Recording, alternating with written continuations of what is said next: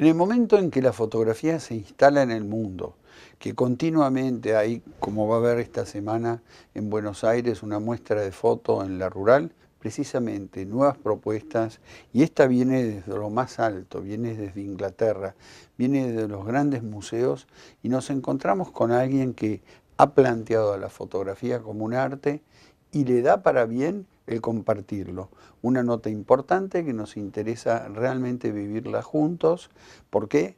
Porque nos plantea el arte desde otra faz, desde otro ángulo y por supuesto desde otro lente donde del blanco y negro pasamos al color. El Victoria y el Art Museum en Londres es aquello que las artes decorativas y de diseño lo comportan como el más grande del mundo. Alberga una colección permanente de más de 2.027.000 objetos.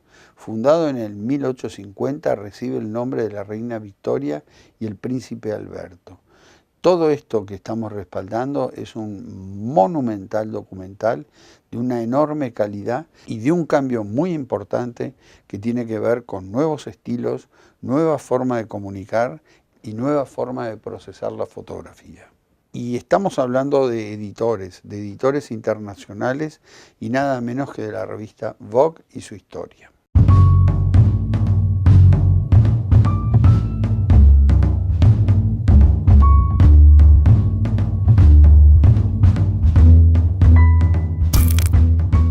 This autumn's show at the V&A is a major retrospective on the work of the photographer Horst P. He began his career in Paris at the beginning of the 1930s and worked with Vogue magazine, among others, for 60 years. So it's a very big show encompassing not only his fashion work, but also his nature studies, travel images, interiors, celebrating his entire career. Very soon after his arrival in Paris, he met the Vogue photographer George Hoynigan-Huene and became very interested in photography and the wonderful world of Vogue. And it was from that moment on really that Horst began experimenting with the camera in the Vogue studio, and his career took off very quickly with the magazine. By the mid-30s, he was traveling back and forth between Paris and America, shooting over there as well.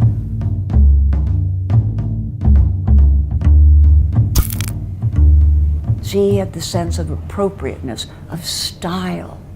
He had the picture in his head. He understood how light falls on an object. And he had in his mind the sculpture of the picture he wanted.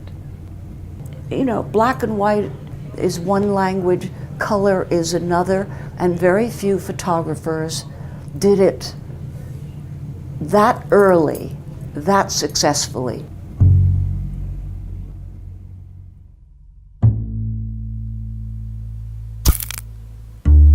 Horst embraced the possibilities of colour photography and of colour reproduction in magazines with great vim, zest, vigour and passion. I think that he had incredible instinct for colour. You look at his work certainly in the 40s, his covers and the fashion images that were printed in colour with the new technologies that were then available to magazines. And I think that they're kind of astonishing. They're real sort of tour de force.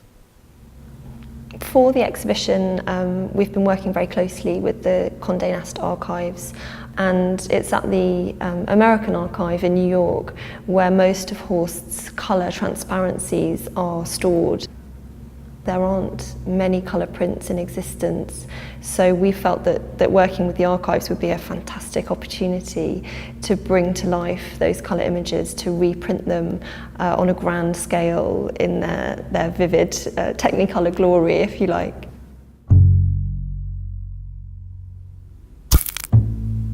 So I'm the director of the archive at Condé Nast. I'm responsible for all the physical material, historical material that the company keeps. So that goes back over 100 years, and it's photographs, illustrations, the magazines themselves, corporate ephemera, manuscript materials, letters from contributors, things like that.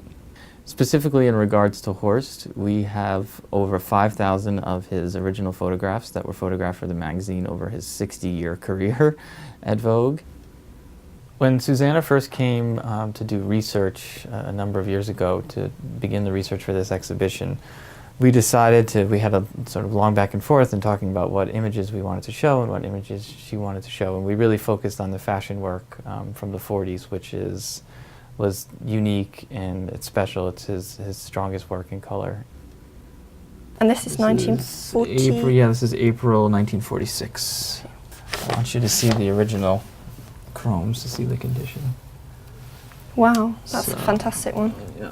Let's look at this one, and this one is kind of interesting. I love the angle, that real kind of dynamic angle. And what you do realise when you see the originals is how vibrant the colours are. I know, and that's the beauty and what's really amazing about doing these prints is that because there are no vintage prints of these, they just weren't printed at the time. They could go straight from the chrome to the printing plate.